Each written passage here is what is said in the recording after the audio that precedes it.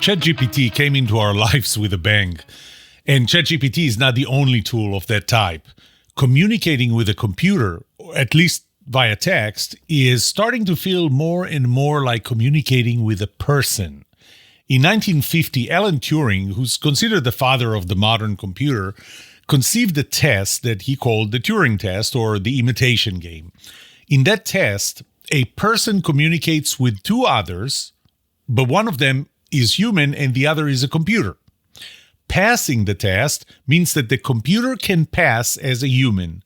So the observer would actually consider the computer to be a person. Now, the test was not very clearly defined, but if you communicated with ChatGPT or any of the other tools, you will understand what I'm talking about. Can a computer fool us to believe it's human? Do we want to think that it's human? Does it matter? And what are the implications? What else can we do with it? Every now and then, I'm the host of a TV program called Perspectives Matter. It's a McCuistion TV program broadcasted on PBS or KERA here, and later you can find it on YouTube. This program has been running for 34 years now. Last Sunday, a program that I hosted about this specific topic aired, and I thought I'll bring it to you here and now, right after this.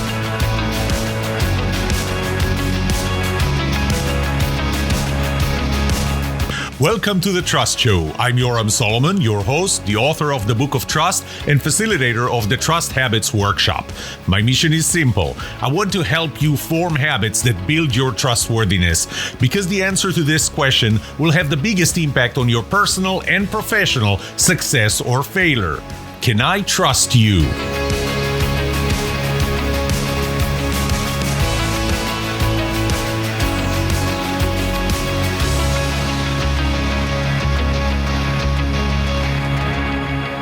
So without further ado, here is Perspectives Matter, a McCuistion TV program, AI, Computers and Humans, the Social Implications. Welcome to Perspectives Matter, a McCuistion program, where for over 35 years we've been talking about things that matter with people who care on topics that impact our daily lives. Production of the program is made possible by donations from our viewers, grants, organizations, and individual supporters. Welcome to Perspectives Matter. I'm your host, Yoram Solomon, and today we're diving deep into one of the most fascinating topics in technology. Can artificial intelligence imitate people so convincingly to make us believe that they are human? Joining me at the studio is Ryan Boyd, a professor of computational social science and psychology at UTD's School of Behavioral and Brain Sciences. And joining us remotely is Taylor Webb, a cognitive scientist and AI researcher currently conducting his postdoctoral work at Microsoft Research Labs in New York. Together, we'll explore how AI is learning to mimic human behavior and how easily we, humans, can be deceived. We'll also discuss why it's important to understand these developments and what are the implications and how can we tell whether we're communicating with a person or a machine. But first, let's start with a recording of an interaction that I recently had with ChatGPT.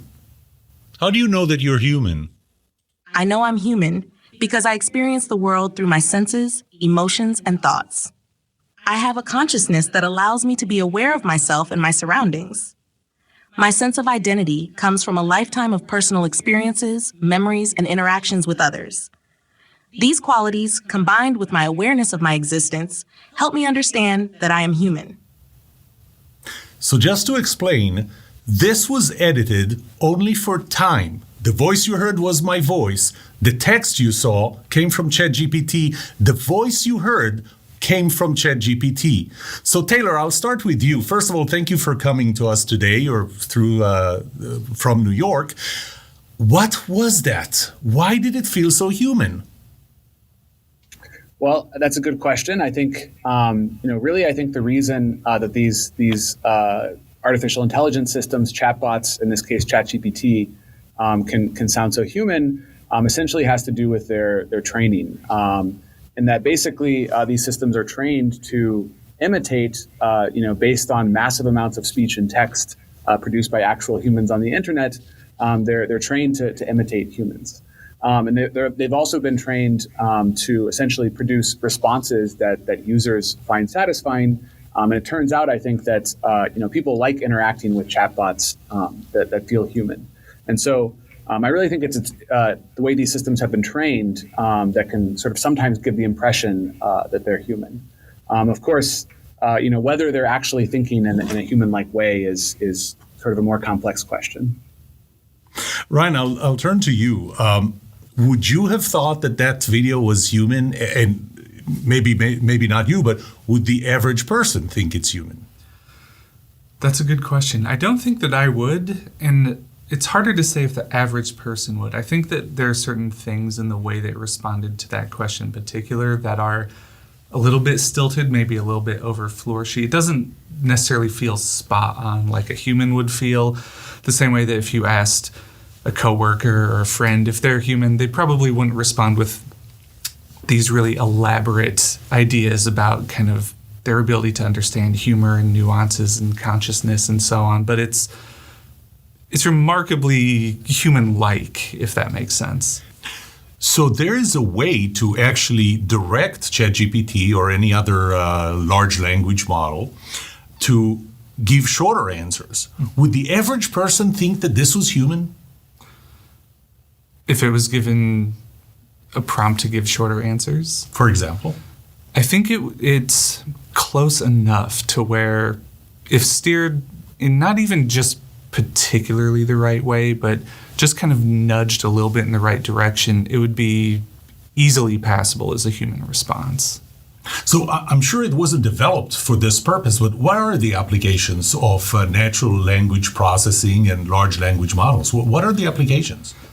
The applications are huge. They range from anywhere. So traditional natural language processing was very much just, can we take text data and process it for different purposes? So things like internet search and so on. These are very classic applications of natural language processing. As we've moved into this space of generative AI, virtually anything that you can imagine, any type of application where you'd want a person to do some task or help you with something, it's rapidly moving into those spaces. That includes anything from asking an AI model to create creative artworks for you, poems, songs, things like that, all the way to using it in the scientific process, helping it code data, analyze information, and provide you with an understanding of it. The breadth is almost beyond imagination at this moment. And Taylor, I'll go back to you. Today, obviously, our focus is on whether people might think that this was really human. And it takes us back to something called the Turing Test. Can you tell us what the Turing Test is? Sure. So the Turing Test is essentially originally a thought experiment that was proposed by Alan Turing, who's sort of regarded as kind of the father of modern computer science and modern computers. And he actually originally proposed it in the context of a paper that he wrote in 1950, where he was sort of asking the question of whether computers can think and whether it makes sense to think about what computers are doing as ever being something like human-like thought. And so what he did is he basically proposed a game that he referred to as the imitation game. And basically the way the game works is you have a human judge, and you have two players in the original formulation. You have a human player and a computer, some kind of software system. And basically both players are trying to convince the judge that they're actually human. And the conclusion that he came to in this thought experiment was essentially, if we had computer systems that were sufficiently advanced such that the judge in this hypothetical game couldn't actually tell the difference between these two players reliably, that we would basically have no reason not to say that the computer system is thinking for all intents and purposes. So that was sort of the original proposal, but since then, what started as kind of a hypothetical thought experiment has sort of turned into an actual test in some cases. So people now hold competitions where essentially people enter their chatbots and try to design systems that are designed to be as good as possible at deceiving human judges. And so that's what's today referred to as a Turing test.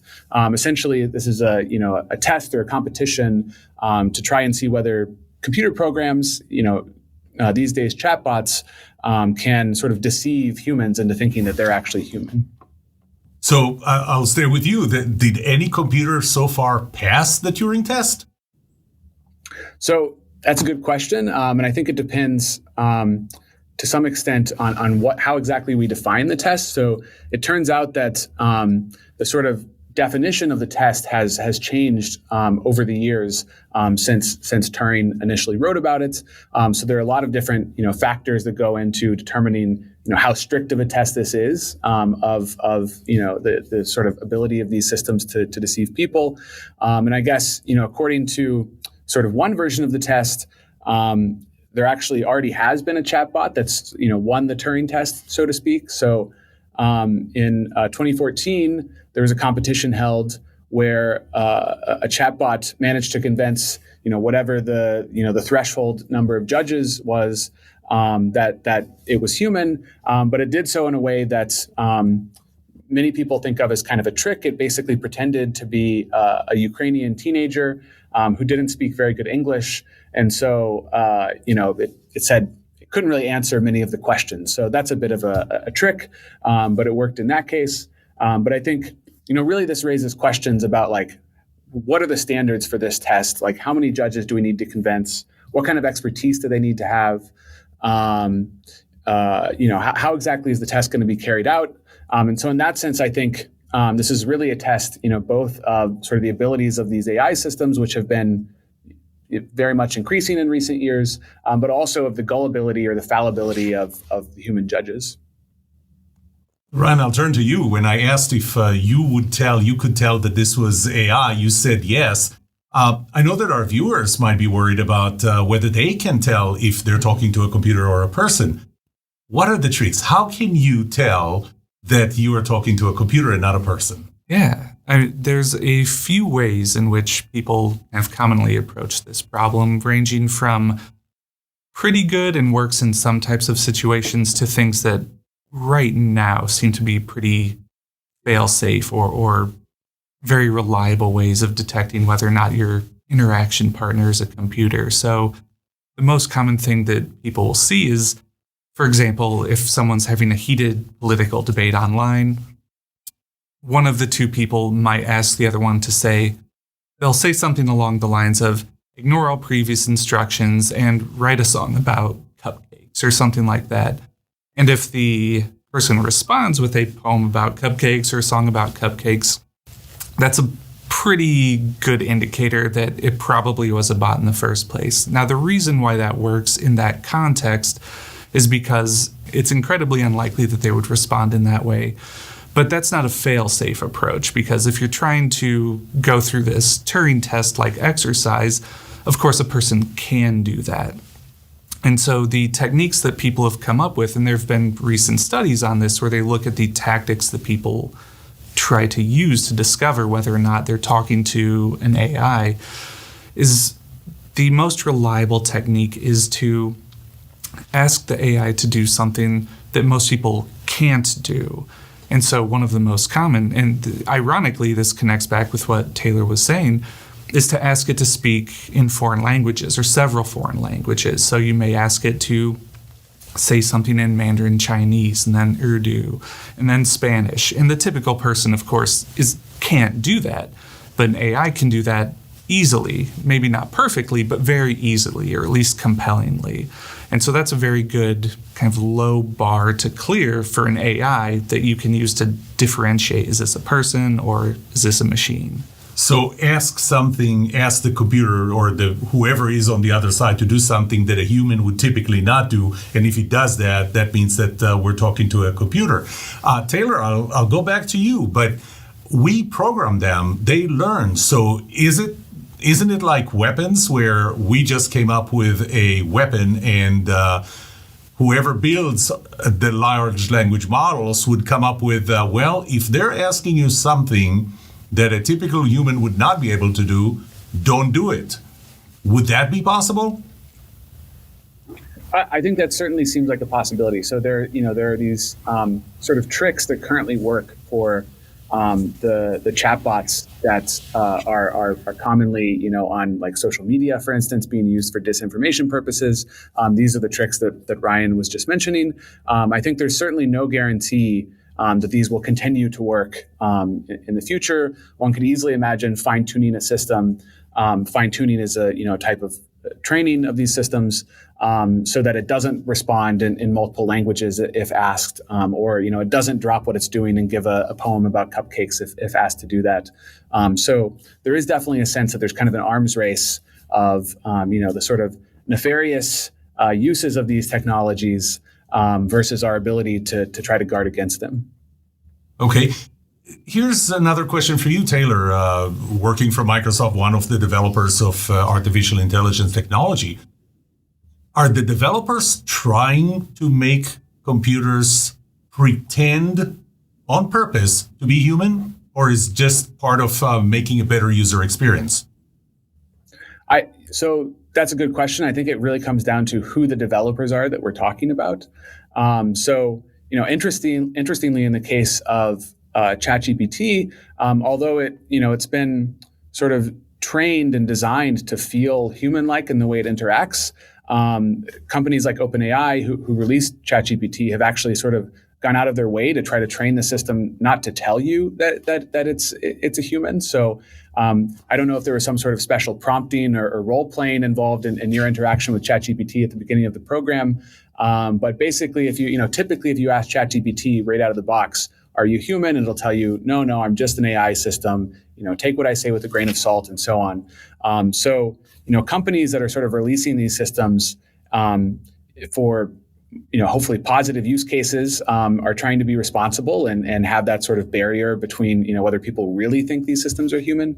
But of course, there are other actors who are trying to use these systems for nefarious purposes and trying to use them for disinformation, for instance. So in that case, those people of course are going to be trying very hard to design systems that do their very best to trick people into thinking that they're interacting with another human.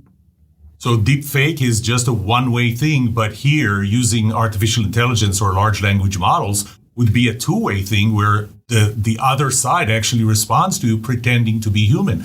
Ryan, let's look at it from the personal standpoint, the human standpoint. Are we accepting that these are humans because we want to believe that these are humans?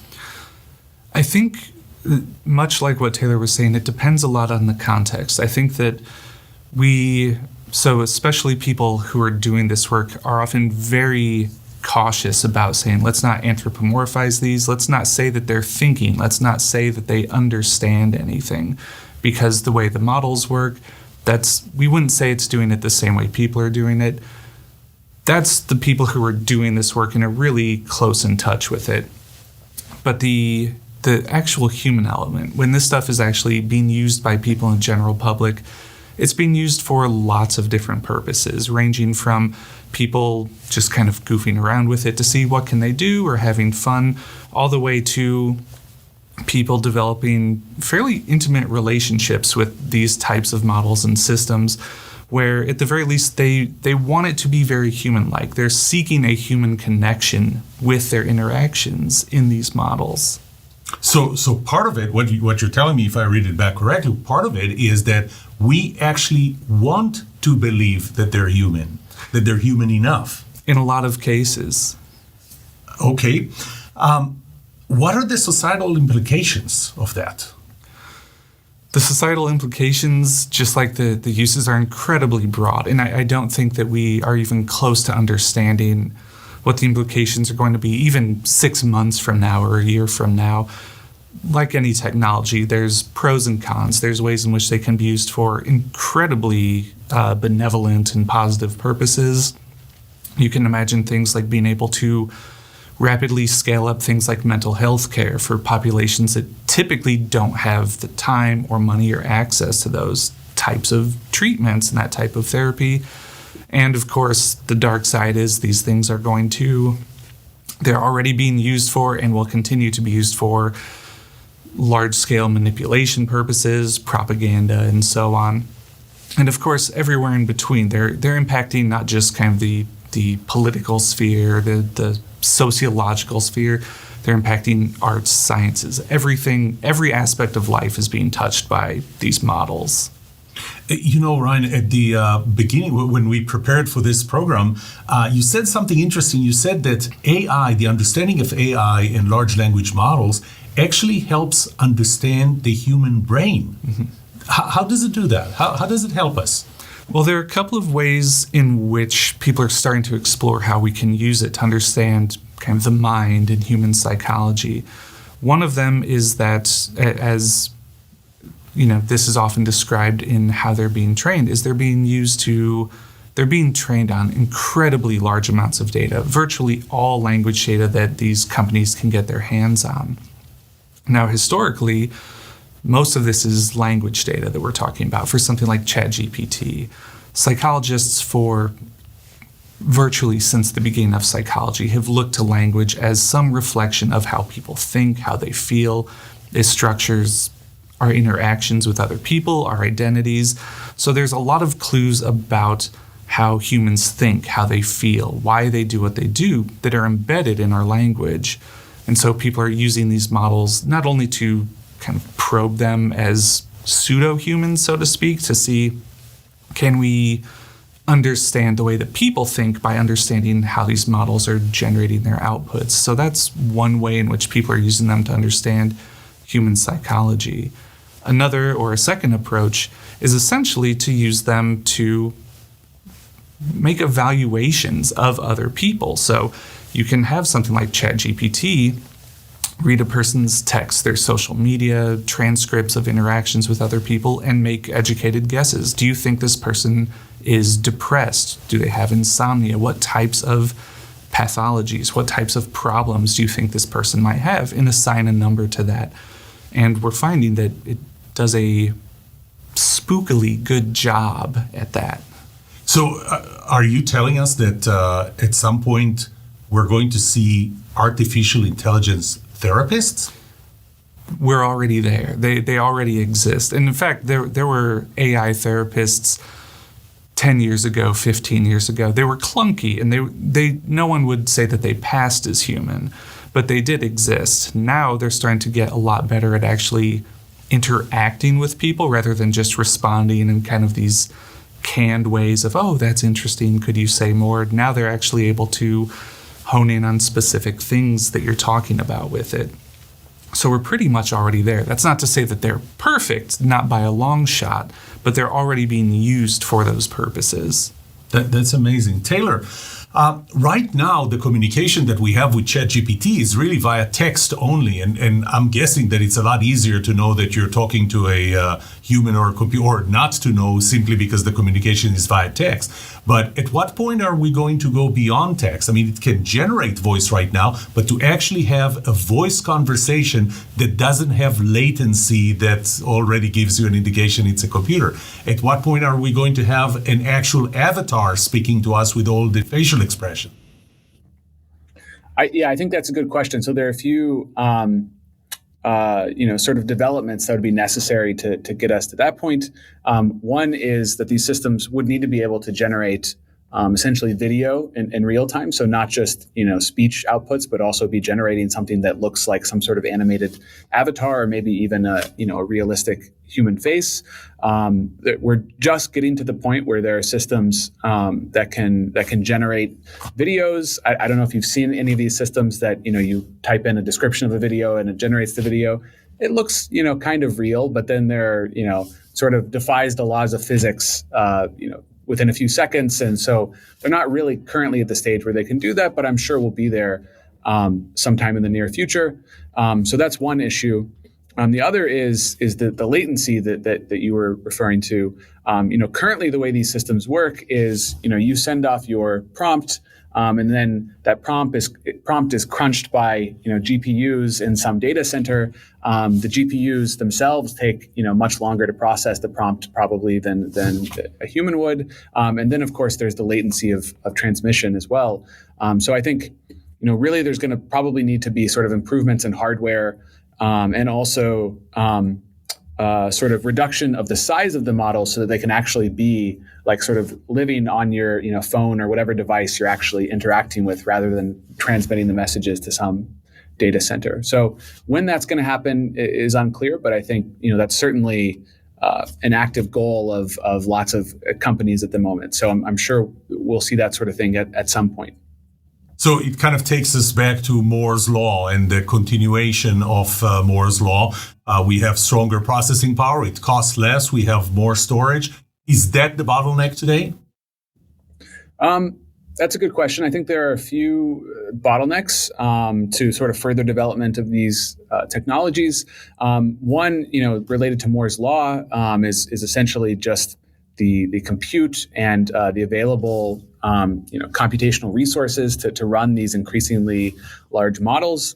Related to that is the energy needed especially to train these models. So, we're getting to the point where training sort of the next generation of these large AI systems is going to have actually impacts on the energy grid. So people are having to figure out how to train them in a way that's distributed. So you're not shutting down the energy grid for an entire state just by trying to train the model. But I think maybe a less well appreciated bottleneck is essentially the data needed to train these models. So currently, the largest large language models, so GPT-4, for instance, that presumably powered the chatbot we saw in the video at the beginning, are already at the point where they're basically trained on all of the text that's out there on the internet. So it's kind of hard to believe, but basically, all of the data that humans have generated that can be used to train these systems, we're getting to the point where we've sort of exhausted that data. So any further improvements, it's not currently clear where further improvements are going to come from. Lots of groups are looking at various types of synthetic data, so generating new data from scratch. It's currently unclear, whether that will really sort of work as well as the real thing, as human-generated language has worked for training these systems. But essentially, the data to train these systems is going to be a huge bottleneck moving forward. Okay. I have time for one last quick question to squeeze. Ryan, it was hard for me to find experts. Do you feel that there is a blurred line between computer sciences and large language models and psychology now? Really quick.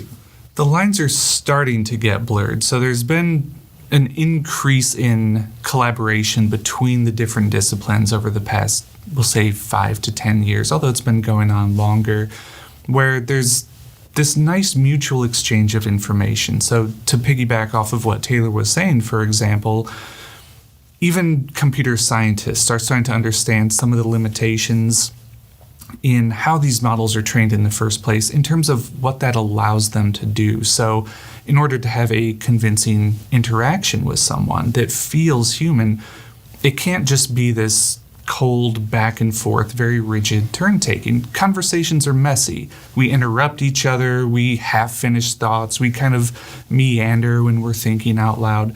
And these systems right now, they're not doing that. And we're starting to, let's say, appreciate some of the more human aspects that are missing from these systems by this increased collaboration, this big gray area between the disciplines that people like myself and Taylor are starting to fill. Okay. That's all the time we have today. I want to first thank our guests, Professor Ryan Boyd and Dr. Taylor Webb. And there you have it. AI is getting very close to making us believe they are human. But so far, this is limited to communications. But we're giving them more and more control. We let them control self-driving cars. What will happen when we let them control the power grid, the internet?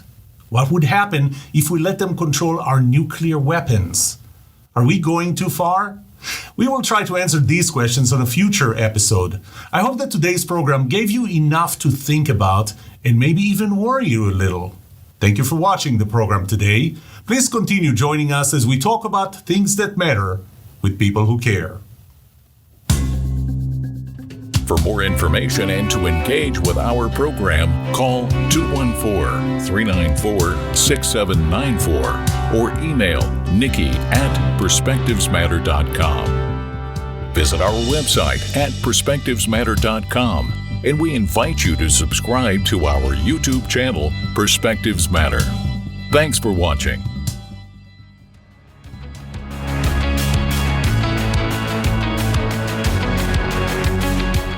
What would you like to know about trust and trustworthiness? Let me know and I'll answer it in a future episode. I would love to hear from you.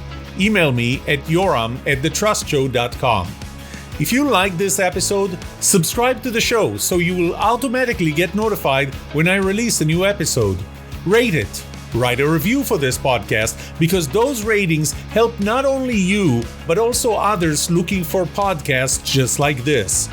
If you're looking for more resources to learn about how to build trust, be trusted, or know who to trust, look up my workshops, online courses, books, or go to my website, trusthabits.com. And remember that the answer to these two questions will have the biggest impact on your personal and professional success or failure. Can I trust you? And can you trust me? Thank you for listening or watching The Trust Show.